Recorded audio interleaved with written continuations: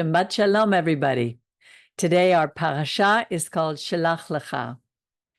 And the first verse that I'm going to read, this message was from Mauricio Quintero, and I'll be reading the translation.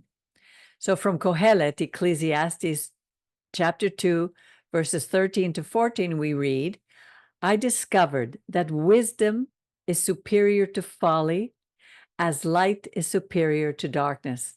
The wise man has his eyes in his head, while the fool walks in darkness. Now, this week's parasha, Shelach Lecha, means sent for you, expounds upon the 12 explorers of the land, their report, its consequences, and results in their wandering for 40 years in the desert, along with the death sentence for those under 40 years of age, except for Joshua and Caleb. It ends with the instructions for the minchot, the offerings of flour, wine, and oil, and the precept of consecrating part of the dough, and the word here is challah. I always wondered where we got the word challah, and that's from this portion. Part of the dough is challah, and this was consecrated to God when the bread is baked. It also tells the story of a man who was put to death for violating the Shabbat by carrying some wood. And it ends with the instructions to place the tzitzit on men's clothing to remember his commandments. Now, we could delve into each topic, but as I stepped back and studied the portion, I discovered a treasure I'd like to share. Now, in the so-called Gospels, it's written that at various times, Yeshua said, he who has ears to hear, let him hear, as we read in Matthew 11:13 and Luke 8. But who was he referring to? And why was he speaking about something so basic? Does the person to whom God has given the 5 senses not hear? Does he not see? Moreover, isn't this message redundant? Well, today, psychology and neurological studies of the senses have introduced a concept called perception and interpretation, unique in each human brain. For example, there's a famous Gestalt drawing that depicts a figure of a young woman as well as an old woman in the same drawing. When asked who we see first, many people only see a part of the drawing, and their answer is correct, even though it's only a partial truth. The same thing can happen with color, with light, sound, or anything. It's neither good or bad. In reality, we can all interpret these things. And as our Rabbi used to say, 2 Jews, 3 opinions. Now, following this thought pattern, let's move on to Mishlei, Proverbs 26:4-5, which says, do not answer a fool according to his folly, lest even you become like him. And this is immediately followed by, answer a fool according to his folly, so that in his opinion, he does not consider himself wise. Isn't this a contradiction? On one hand, it says, don't answer him. And then immediately after, it says the opposite, answer him. Did Shlomo, King Solomon, not see this contradiction? Well, in the Babylonian tractate Shabbat 30b, our sages discuss these apparent contradictions and even want to eliminate this book from the Tanakh. And here I quote our sages. This is not difficult, since when one must respond to a fool, it refers to a case in which the fool is making statements about matters of the Torah. While when it's not to be answered, it is referring to a case in which the fool is making statements about worldly matters. What are the consequences if we don't speak out when a fool is teaching others something wrong from the Torah? For example, I heard some people discussing sexual inclusion within communities, saying that it's fine to accept homosexual marriage, yet this goes against the Torah and the design of the Eternal. I'm not homophobic, nor do I promote hatred toward others, because that would be going against the Torah. But is it God's original design for two people of the same sex to come together? Can they reproduce? Can they be fruitful and multiply? In these cases, it's important to speak out and not remain silent. We must at least bring light, as we learned last week with the menorah. We must illuminate. Rabbi Avi Olitsky mentions 3 principles to know when we should speak. First, to instruct the fool. Second, to not lead others into error. Third, to clarify things in the universe of the Torah. On the other hand, it also tells us that there are issues that do not deserve our attention, and we shouldn't waste our energy and strength on these issues. For example, when we hear people say, I'm for Bibi, and another person says, I'm for guns, or I'm for the Lakers or the Celtics. Or to make money, the best thing to do is this or that. It's pointless to start arguments over political parties, over sports teams, and other topics that are just not worth the effort. However, we have not arrived yet at the central issue. Who is wise and who is foolish? The Tanakh distinguishes between one and the other while excluding the images and concepts of the other. To expand on this topic, here are examples which are worthy of our attention. Now, there are many of the examples from the Tanakh that I'm going to read, so bear with me and listen attentively, for they hold much wisdom. We begin with Psalm 14:1 and Psalm 53:1. The fool has said in his heart, there is no God. They have become corrupt. They have committed abominable injustices. There is no one who does good. Jeremiah 4:22 says, for my people are fools. They do not know me. They are foolish children. They are not intelligent. They are clever in doing evil, but they do not know how to do good. Jeremiah 5:4. Then I said, surely they are ignorant people. They are fools because they do not know the way of God, the ordinances of their God. Psalm 92:7. A stupid man does not know, and a fool cannot understand this. Jeremiah 10:8 says, but they are both dull and foolish. Their teachings are but delusion. It's like a log. Jeremiah 10:15, all mankind is foolish, lacking knowledge. Isaiah 32, for a fool speaks foolishly, and his heart inclines toward evil, to practice ungodliness and to speak falsehood against God, to keep the hungry unsatisfied and to deprive the thirsty of drink. Proverbs 10, it's like sport for a fool to do evil. And Proverbs 29, a fool vents all his rage. For Samuel 13:13, Samuel answered Saul, you have acted foolishly in not keeping the commandments that the Lord your God commanded you.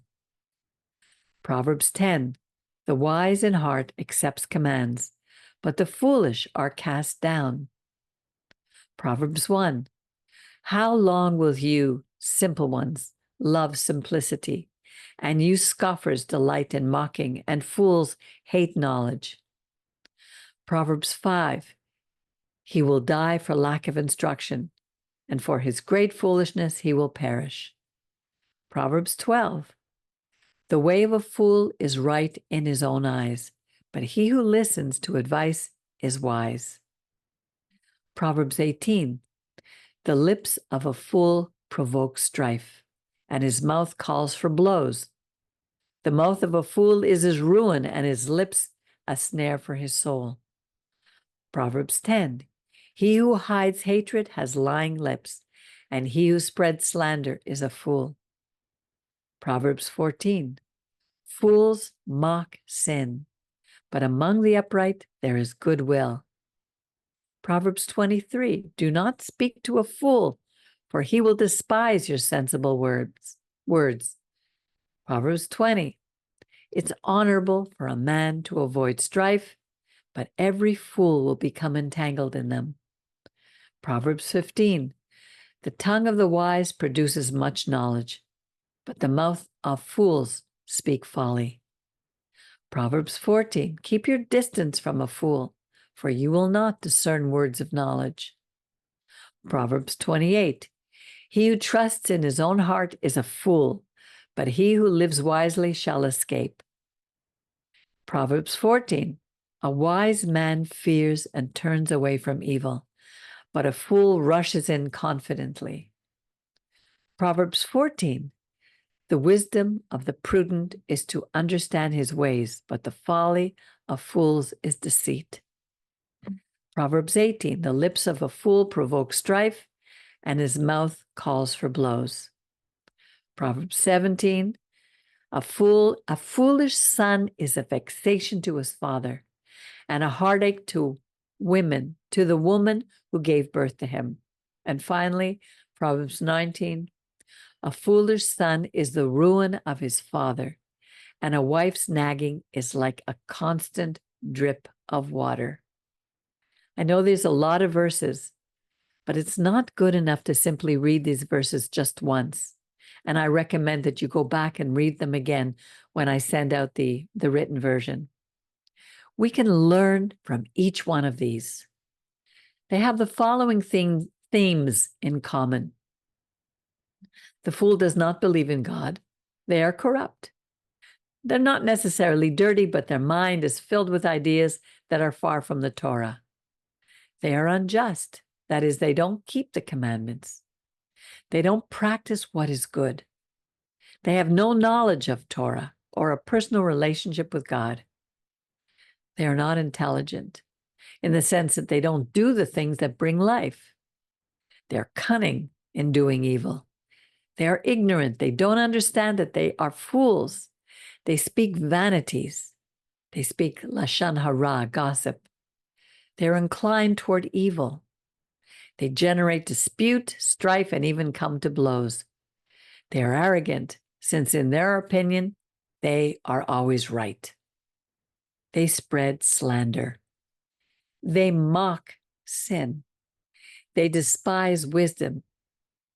They love to be involved with lawsuits. They trust just in themselves. They are careless, they are deceitful, and they bring bitterness to their parents and spouses. You may well ask, what has all this to do with our parasha? Well, everything.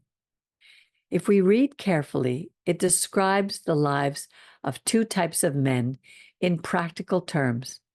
The fools, referring to the 10 scouts and the people who listened to them, and the wise, referring to Joshua and Caleb. God had already decreed that the land was theirs. Doubt should never have entered the mind of this generation.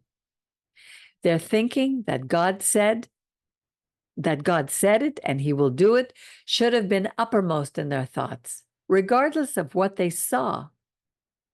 However, they added foolishness to their report by bringing strife and even doubt of God's existence. They were ignorant. They spoke out of their perception of reality. They spread slander. They trusted in themselves and not God. They spoke nonsense. That is, we're going back to Egypt, and so on. The wise men, Joshua and Caleb, had to intervene to refute their words, as Mishlei says, by speaking out.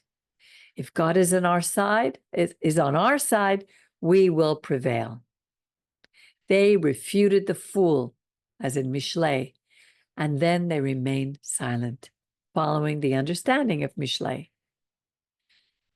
Now, I'd like to close with the following.